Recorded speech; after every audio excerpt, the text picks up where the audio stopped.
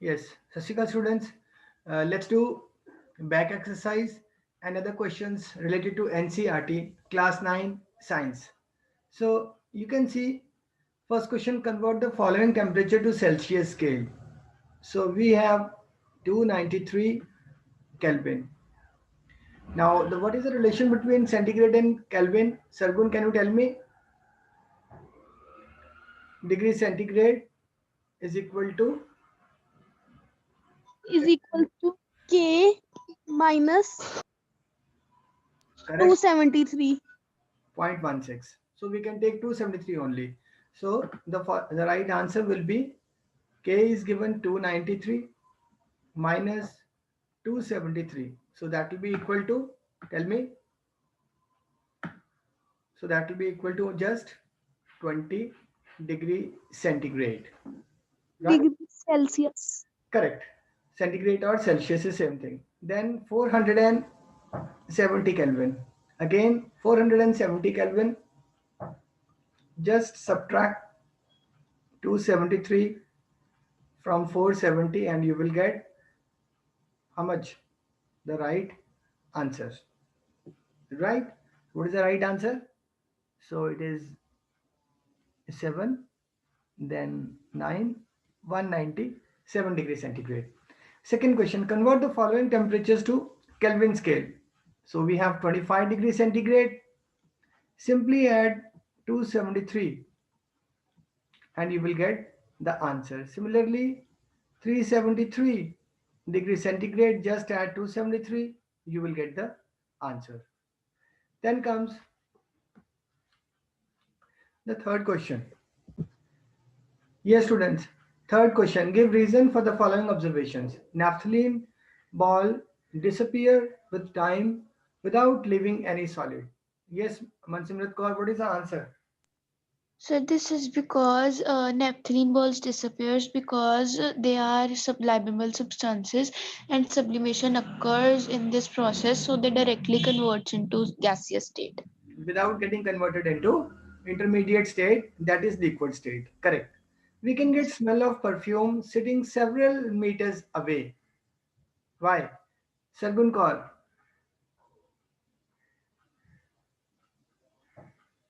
Yes. So this is because of diffusion. If you remember, Sir, because uh, perfume. yes, tell me. Okay, so this is because of diffusion. If you remember, we studied two characteristics of particles. Number one, these particles which are responsible for the creation of matter, they are different in size, they are different in nature, they are different in what? Size, nature, and shape also. This is the physical characteristic we studied. The second was they are very tiny. And what about the chemical characteristics we studied? They have a tendency to diffuse. What is the meaning of that? I told you. We had iron. Iron got converted into steel because of the diffusion of chromium, vanadium, carbon atoms into iron. Similarly, the molecules or the tiny atoms of perfume, they are getting diffused in the air and you are able to smell the perfume sitting sitting so many meters away. Now arrange the following substances in increasing order of forces of attraction between the particles. Water, sugar, oxygen. Students, we have three states of matter: solid, liquid, and gases. Can any student tell me in which state the forces of attraction between the particles, forces of attraction, is the highest? Anyone? And in which state the In forces of solid substances. solid substances?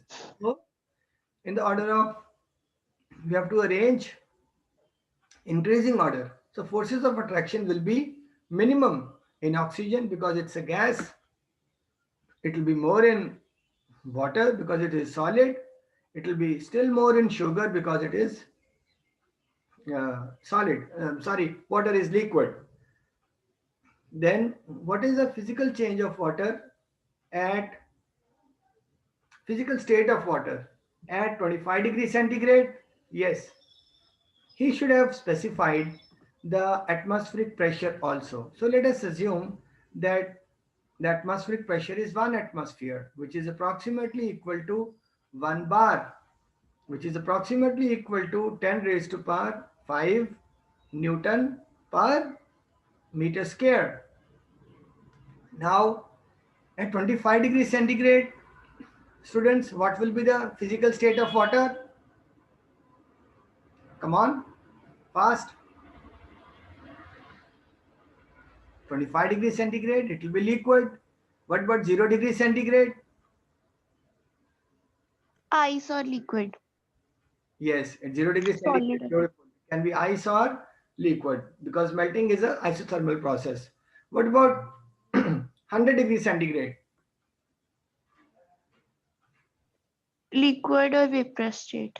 Correct, because boiling is an isothermal process. It takes place at constant temperature. So when the water, after getting heated, comes at 100 degrees centigrade, the liquid remains at 100 degrees centigrade till last drop of liquid is converted into vapor.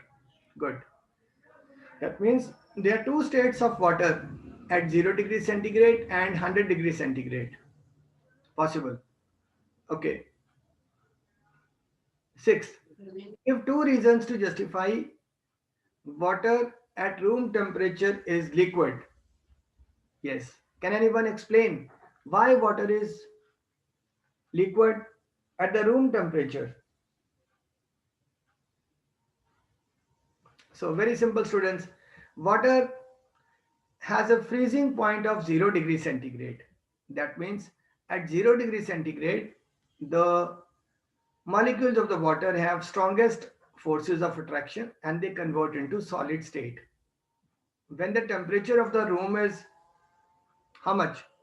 Room temperature. Room temperature may be, let's say, 25 degrees centigrade if you're in Punjab, or let's say 30 degrees centigrade, right? So at room temperature, this water, if this is the room temperature, this water will be liquid because water will absorb energy from the surrounding and become liquid, right?